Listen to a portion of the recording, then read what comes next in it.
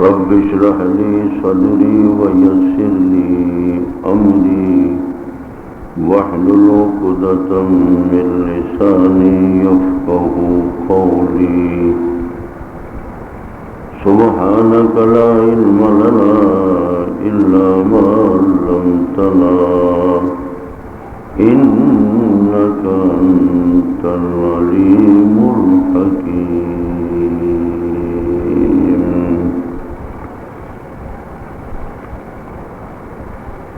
صدق الله مولانا العظيم وصدق رسوله النبي الكريم ونحن على ذلك لمن الشاهدين والشاكرين والحمد لله رب العالمين.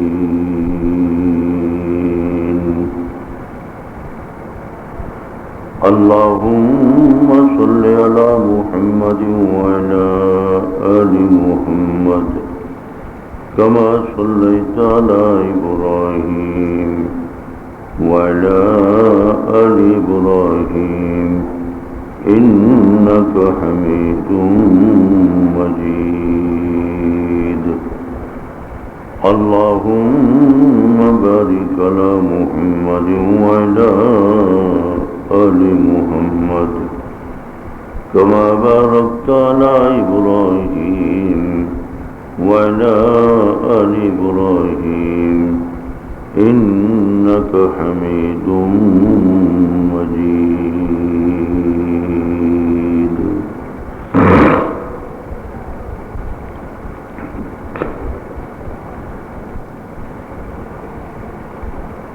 قابل صد احترام دوستو،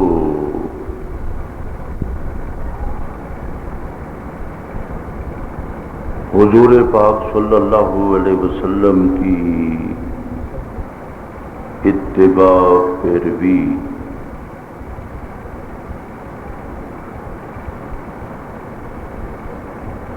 آپ کی سیرت مقدسہ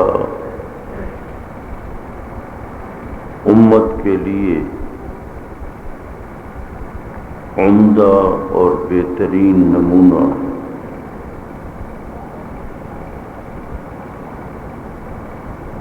حضور پاک صلی اللہ علیہ وسلم کی اتباع اور پیروی سے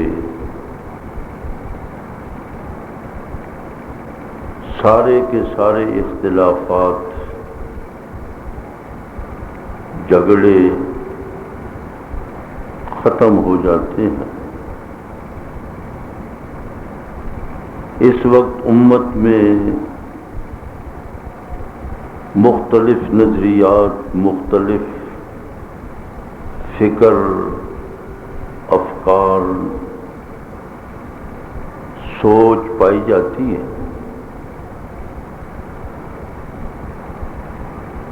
لیکن ان تمام افکار کو اور ان نظریات کو بجائے اس کے کہ اپنی سوچ، اپنی فکر، اپنی نظر پر جماؤ اور مضبوطی اختیار کی جائے، اس کا صحیح حل یہی ہے کہ اپنے اختلافات کو قرآن پاک پر اور حضور پاک صلی اللہ علیہ وسلم کی سیرت مقدسہ پر، صحابہ کرام رضوان اللہ علیہ مجمعین کے فیصلوں کے سامنے پیش کر دیا جائے. قرآن پاک کا جو فیصلہ ہو، حضور پاک صلی اللہ علیہ وسلم کی سیرت مقدسہ جو فیصلہ دے، جو رہنمائی فرمائے، صحابہ کرام رضوان اللہ علیہ مجمعین کی وہ پاکیزہ زندگیاں ہمارے لیے مشعل راہ ہے. ان پر اپنے اختلافات کو پیش کریں، جو وہاں سے فیصلہ ملے اس کو من و ان قبول کرنے سے مسائل میں اتحاد، اتفاق اور اختلافی امور میں کمی واقع ہوگی۔ چنانچہ یہ سلسلہ جو گزشتہ جمعہ شروع کیا تھا، قرآن پاک بھی یہ کہتا ہے کہ اگر تمہارے اندر اختلاف ہو جائے تو فردوا الی اللہ والرسول، اپنے اس اختلاف کو، اپنے مسائل کو اللہ کے سامنے، اللہ کے قرآن کے سامنے پیش کرو، رسول کے سامنے پیش کرو۔ جب تک حضور پاک صلی اللہ علیہ وسلم دنیا میں موجود تھے تو آپ کے سامنے صحابہ مسائل پیش کرتے تھے، اب دنیا میں موجود نہیں ہیں تو حضور پاک کی سیرت مقدسہ ہمارے ہاتھوں میں محفوظ چلی آ رہی۔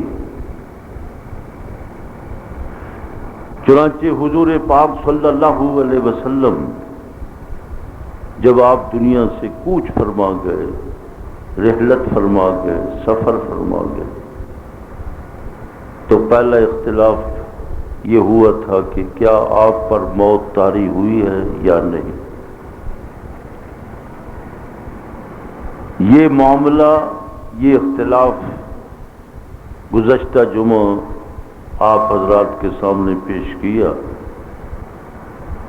حضرت صدیق اکبر نے فیصلہ فرما دیا، قرآن کا فیصلہ، حضور کا فیصلہ، صدیق اکبر کا فیصلہ، سب صحابہ نے قبول کیا اور سارے کے سارے اپنے اختلافات ترک فرما دیے کہ ہاں، جس طرح عام لوگوں کی موت برحق ایک خدا کا فیصلہ ہے، اسی طرح انبیاء علیہ الصلوۃ والسلام کی موت بھی برحق ہے، اور انبیاء علیہ الصلوۃ والسلام میں سے امام الانبیاء جناب محمد الرسول اللہ صلی اللہ علیہ وسلم کی موت خود قرآن پاک بھی خبر دیتا ہے، اور یہ خدا کی طرف سے ایک اٹل فیصلہ تھا۔ آپ دنیا سے کوچ فرما گئے، رحلت فرما گئے۔ اب دوسرا اختلاف یہ ہوا کہ حضور پاک صلی اللہ علیہ وسلم دنیا سے کوچ فرما گئے ہیں، تو کیا حضور پاک صلی اللہ علیہ وسلم کو غسل دیا جائے گا؟ جیسے کسی مسلمان کی موت واقع ہوتی ہے تو ہر مسلمان اور مومن کو غسل دیا جاتا ہے، کفن پہنایا جاتا ہے، تو حضور پاک صلی اللہ علیہ وسلم کو غسل دیا جائے گا؟ دیکھیے، شہداء ہے، خدا کے راستے میں شہید ہونے والے،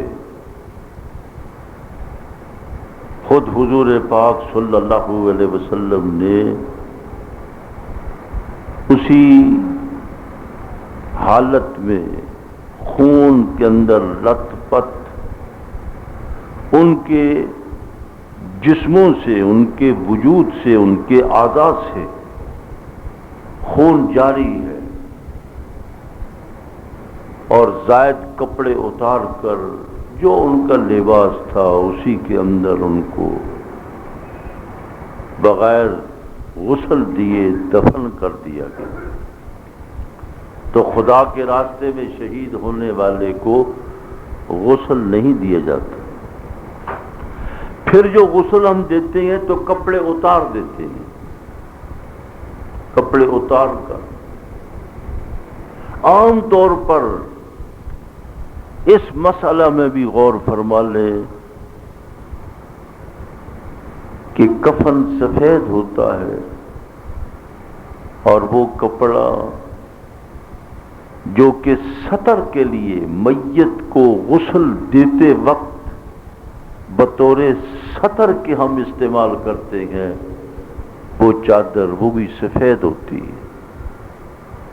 یہ ایک ہماری ایک عام سی روٹین بن گئی ہے، رواج بن گیا ہے، لیکن جب اس لٹھے کو، اس سفید کپڑے کو پانی میں بھگویا جاتا ہے تو اس سے سطر نہیں رہتا، بے پردگی ہوتی ہے۔ مقصود تو پردہ ہے، سطر ہے، سطر کا شریعت نے ہر وقت خیال رکھا ہے۔ بے شک وہ میت ہے، وہ تو مکلف نہیں، لیکن میں اور آپ مکلف ہیں، اس کے ورثاء غسل دینے والے مکلف ہیں کہ ناف سے لے کر زانوں کے نیچے تک یہ حصہ سطر ہے، اس کو ڈھانپنا فرض ہے، اس حصے کو آپ نے ڈھانپنا۔ تو اچھا طریقہ، عمدہ طریقہ، سطر کا تقاضا یہ ہے کہ رنگدار کپڑا ہو، یہ نہیں کہ سفیدی ہو۔ ہاں کفن تو سفید میں دیا جائے گا۔ حضور پاک صلی اللہ علیہ وسلم کا ارشاد بھی یہی ہے کہ میت کو اچھا کفن اور سفید کفن۔ حضور پاک صلی اللہ علیہ وسلم کا محبوب لباس سفید لباس تھا، تو آپ صلی اللہ علیہ وسلم سفید لباس ہی پسند فرماتے تھے۔ اس لیے سفید لباس یہ عمدہ لباس ہے، اچھا لباس ہے۔ جنتیوں کا لباس بھی سفید ہوگا، یہ عمدہ لباس ہے۔ حضور پاک صلی اللہ علیہ وسلم نے ارشاد فرمایا، جب بھی تم کسی مسلمان میت کو کفن پہناؤ تو عمدہ سفید، کیونکہ جب قیامت کے دن اپنی قبر سے اٹھے گا تو وہی کفن اس کا لباس ہوگا۔ اب یہاں دو باتیں ہیں کہ ہاں قیامت کے دن جب اپنی اپنی قبروں سے لوگ اٹھیں گے تو وہ ننگے ہوں گے، جردن مردن، اور بعض روایات سے معلوم ہوتا ہے کہ ان کا وہی کفن لباس بھی ہوگا۔ چنانچہ اس سلسلہ میں فقہاء کا، محدثین کا، علماء کا فیصلہ یہی ہے کہ جو مسلمان ہیں، نیک لوگ ہیں، تمام انبیاء علیہ الصلوۃ والسلام جب اپنی اپنی قبور سے قیامت کے دن اٹھیں گے تو وہی کفن ان کا لباس ہوگا، اور نیک لوگوں کا بھی۔ لیکن جو عام کافر ہیں جب وہ اپنی قبروں سے اٹھیں گے وہ ننگے ہوں گے، لیکن کوئی کسی کی طرف قیامت کے خوف، ڈر کی وجہ سے کسی کو کسی کی طرف کوئی بال برابر بھی دھیان، فکر، نظر، توجہ، سوچ نہیں ہوگی کہ یہ کس حالت میں جا رہا۔ ہر آدمی اپنی فکر میں ڈوبا ہوا ہوگا کہ آج قیامت کا دن ہے، کیا بننے والی ہے، کیا ہونے والا ہے، کیسے اللہ کے سامنے جاؤں گا، کیسے اللہ کو جواب دوں گا۔ تو ہر شخص اپنی فکر میں، حضرت سیدہ عائشہ صدیقہ رضی اللہ تعالیٰ عنہا نے یہی سوال حضرت صلی اللہ علیہ وسلم سے کیا تھا کہ حضور قیامت کے دن تو جب سب لوگ ننگے ہوں گے تو سطر، تو آپ صلی اللہ علیہ وسلم نے ارشاد فرمایا کہ عائشہ، قیامت کے خوف، ڈر کی وجہ سے کوئی کسی کے سطر کو دیکھ نہیں پائے گا، کسی کی توجہ بھی نہیں ہوگی کہ یہ کس حالت میں ہے۔ اس لیے حضور پاک صلی اللہ علیہ وسلم آپ کو سفید کپڑے کے اندر ہی آپ کو کفن پہنایا گیا۔ حضور پاک صلی اللہ علیہ وسلم نے ترغیب بھی اسی کی دی ہے۔ اس لیے اختلاف یہ ہوا کہ اب حضور پاک صلی اللہ علیہ وسلم دنیا سے کوچ فرما گئے، لیکن کیا کپڑے اتاریں پھر غسل دے؟ تو اتارنے چاہے، یہ اختلاف ہو رہا تھا۔ تو جو صحابہ کرام رضوان اللہ علیہ مجمعین غسل دینے والے تھے، اچانک حجرہ مقدسہ سیدہ عائشہ صدیقہ رضی اللہ تعالی عنہا کے حجرہ مقدسہ میں اللہ پاک نے ان صحابہ کرام پر نیند طاری کر دی۔ اختلف اصحابہ، حضور کے صحابہ میں اختلاف ہوا کہ اب کپڑے اتاریں۔ تو جب ایسی نیند طاری ہوئی کہ فرمایا کہ سب کی ٹھوڑیاں، دیکھو جب اونگ آتی ہے تو خود بخود ہی سر جھک جاتا ہے، اللہ صدر ہی، سب کی ٹھوڑیاں اور سر اپنے سینے پہ جھک گئے۔ غیب سے آواز آئی، ایک آواز دینے والے فرشتے نے آواز دی کہ نہیں، حضور پاک صلی اللہ علیہ وسلم کا لباس نہیں اتارنا، اسی لباس کی حالت میں آپ غسل دیتے۔ تو وہی جو پہنا ہوا لباس تھا اس کے اوپر ہی پانی ڈالا گیا، آپ کو غسل دے دیا گیا۔ اب دیکھیے اختلاف تھا، اتاریں نہ اتاریں، خود اللہ تبارک و تعالیٰ کی طرف سے فیصلہ ہوا۔ جو اللہ کی طرف سے فیصلہ ہوا اس کو سب نے من و ان قبول فرمایا۔ اب تیسرا اختلاف یہ ہوا کہ حضور پاک صلی اللہ علیہ وسلم کو کہاں دفن کیا جائے۔ اب دفن کا معاملہ بھی تھا۔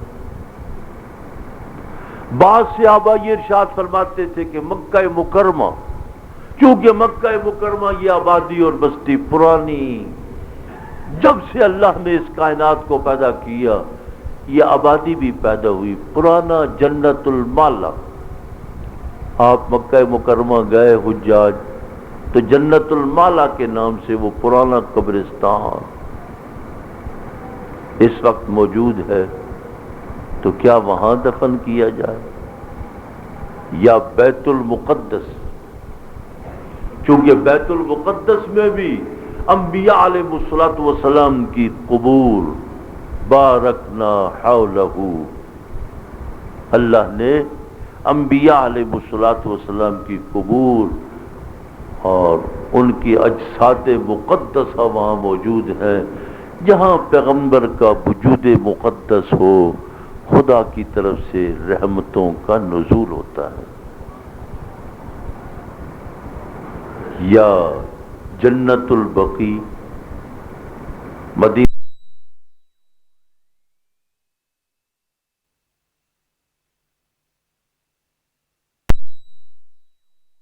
قبرستان پرانا، یہاں دفن کیا جائے۔ ایک رائے یہ بھی ہوئی کہ حضور پاک صلی اللہ علیہ وسلم کا ممبر، تو جو ممبر ہے اب بھی اسی مقام پر ممبر ہے، اس وقت بھی مسجد نبوی میں جو بنا ہوا ممبر ہے، کیا اس مقام پر آپ کو دفن کر دیا جائے؟ ایک رائے یہ بھی صحابہ کی تھی کہ جو محراب ہے یہاں پر آپ کو دفن کر دیا جائے۔ تو آراء مختلف ہوئی۔ آخر کار حضرت صدیق اکبر رضی اللہ تعالیٰ عنہ کے پاس کہ اب کہاں دفن کرنا ہے، تو حضرت صدیق اکبر رضی اللہ تعالیٰ عنہ نے فرمایا کہ انبیاء علیہ الصلوۃ والسلام کی سنت یہی رہی ہے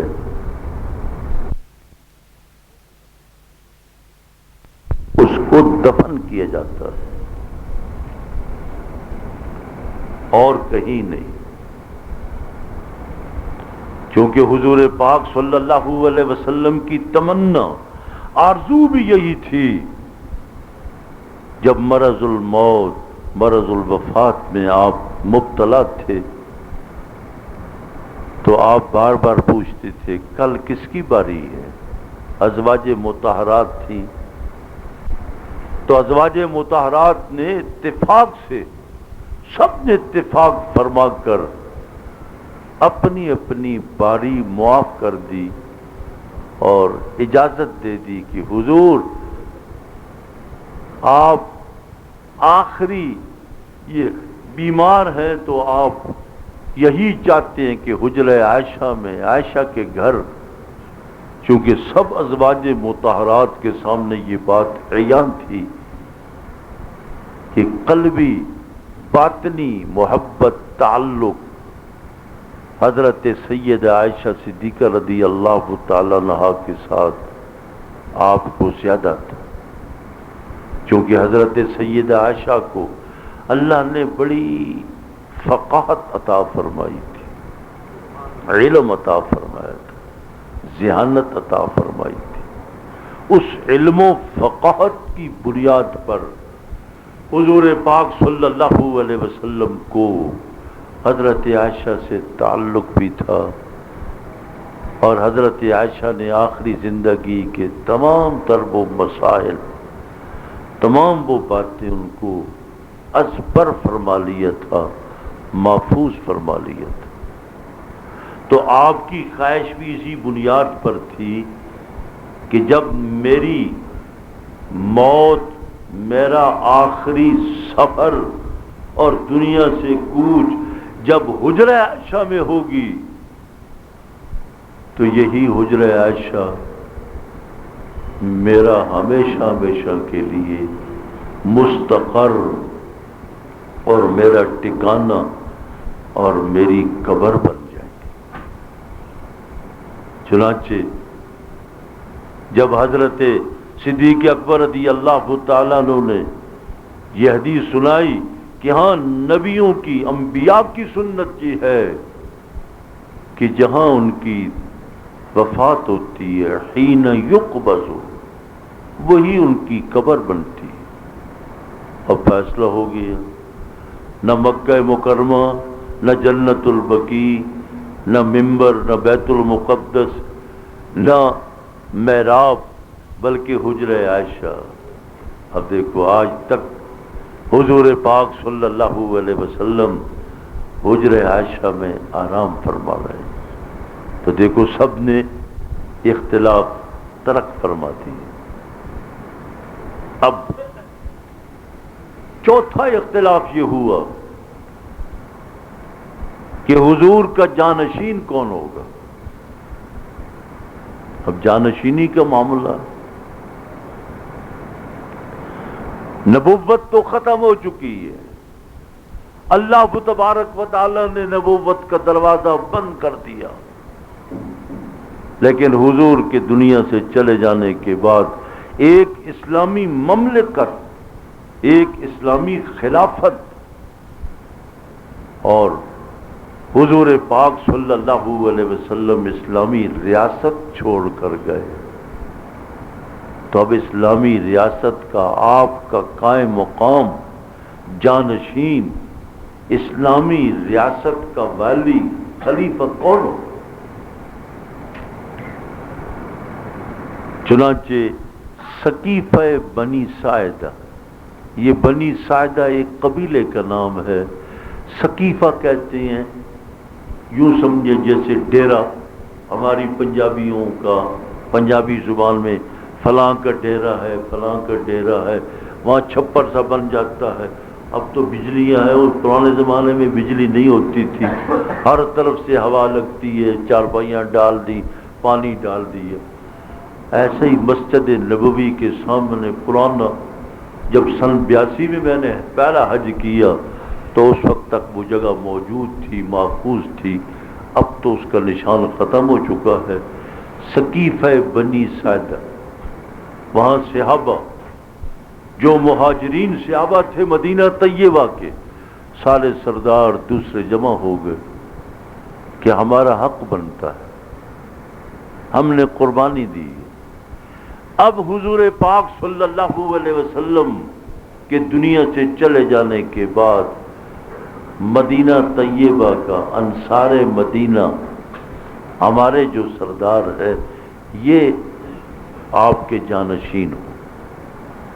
یہ اختلاف ہو رہا تھا، قریب تھا کہ امت میں انتشار پیدا ہوتا۔ حضرت عمر فاروق رضی اللہ تعالیٰ عنہ نے جب یہ خبر ہوئی تو خبر ہوتے ہی حضرت صدیق اکبر رضی اللہ تعالیٰ عنہ کو ساتھ لیا کہ آئیے امت انتشار میں مبتلا نہ ہو جائے، اس انتشار کو ختم کرنے کے لیے چلیں۔ حضرت صدیق اکبر کو ساتھ لے کر وہیں ڈیرے پہ چلے گئے، سقیفہ بنی ساعدہ میں، وہاں صحابہ موجود تھے۔ کچھ کی رائے یہ تھی کہ مہاجرین میں سے بھی ایک شخص ہو اور انصار میں سے بھی ایک ہو۔ کچھ کی رائے یہ تھی کہ نہیں، انصار، ہم نے بڑی قربانیاں دی، ہم نے زمینیں تقسیم کی، ہم نے باغات تقسیم کی، اور بلا شبہ مدینہ طیبہ کے رہنے والوں کی بڑی قربانیاں۔ دیکھو 57 سال ہو گئے نا پاکستان بنے ہوئے، کتنے سال ہو گئے جی؟ 57 سال ہو گئے۔ آج بھی کتنے وہ لوگ ہیں جن کے پاس، جو ہندوستان سے، وطن سے ہجرت کر کے سرزمین پاکستان میں داخل ہوئے، آج بھی ان کے پاس کوئی اپنی جھونپڑی، سر چھپانے کی جگہ نہیں ہے۔ کتنے لوگ ہیں، 20 نہیں، سینکڑوں نہیں، ہزاروں، چونکہ بدنظمی ہے۔ یہ نہیں کہ پاکستان میں جگہ نہیں ہے، ناانصافی کی بنیاد پر جو مستحق تھے ان مستحقین کو مکان بھی نہ مل سکے، اور جو مستحق نہیں تھے انہوں نے نامعلوم کیا کچھ لے لیا، مربع لے لیے، بڑی بڑی بلڈنگیں، کوٹھیاں، مارکیٹوں پہ قبضہ کر لیا۔ لیکن قربان جاؤں حضور پاک صلی اللہ علیہ وسلم کے ان صحابہ پہ جنہوں نے مکہ مکرمہ چھوڑا، حبشہ چھوڑا، ہجرت کی، جوگ در جوگ مدینہ طیبہ پہنچے۔ قربان جاؤں انصار مدینہ پہ، مدینہ طیبہ کے رہنے والے لوگوں نے آنے والے مہاجرین کو اس انداز سے سنبھالا، اس انداز سے سنبھالا۔ جب دنیا سے حضور پاک صلی اللہ علیہ وسلم جا رہے تھے تو ہر مہاجر کا اپنا گھر تھا، اپنا مکان تھا، اپنی دکان تھی، اپنی زمین تھی۔ کوئی ایسا مہاجر صحابی نہ تھا جس نے یہ کہا ہو میں نے ہجرت کی ہے، میرا مکان نہیں ہے، میں تو اپنا مکان مکہ مکرمہ میں قرب و جوار میں چھوڑ کر آیا ہوں۔ تو دیکھو 10 سالہ ہی مدنی زندگی ہے، 10 سالہ مدنی زندگی میں مہاجرین بھی جوگ در جوگ آئے، لیکن انصار مدینہ کی قربانیاں دیکھیے، نظم و ضبط دیکھیے، انصاف دیکھیں، عدل و انصاف کا یہ نمونہ کہ ہر صحابی کے پاس اپنا گھر ہے، اسے اجنبیت کا احساس نہیں ہے۔ یہ 7 سالہ اجلاس دارالعلوم دیوبند، تو 7 سالہ اجلاس ہوا تھا ہندوستان، تو ہمیں بھی سہارنپور دیوبند جانے کا اتفاق ہوا، یہ رام دیوالی، تو رام دیوالی کے کچھ ہندو تھے جو وہاں آباد تھے دیوبند قصبے میں، جب ان کو پتہ چلا کہ یہ فیصل آباد سے بھی لوگ آئے ہیں، تو ایک رام دیوالی کا رہنے والا، ہماری ٹرین چلنے والی تھی، اس کے پاس گنے موجود تھے، اس نے کہا شاید کہ آپ ہماری روٹی نہ کھائیں، یہ میری زمین کے گنے ہیں، تو وہ تلاش کرتے کرتے جو ہمارا فیصل آباد کا ڈبہ تھا وہاں آ گیا، یہ گنے بھی قبول کریں۔ اس نے رام دیوالی کے ایک نمبردار تھے، ان کے نام کا رکا بھی دیا۔ ہم نے اس سے پوچھا کہ تمہارا کون سا مسئلہ ہے؟ اس نے کہا جی ہمارا مسئلہ یہ ہے کہ آج تک یہاں اتنے سال ہو گئے لیکن ابھی تک ہمیں مقامی آبادی نے ہمیں قبول نہیں کیا، اتنے سال ہو گئے یہاں بستے ہوئے لیکن مقامی آبادی نے ہمیں قبول نہیں کیا۔ اب بھی یہ کہتے ہیں لو یہ پاکستان سے آئے تھے۔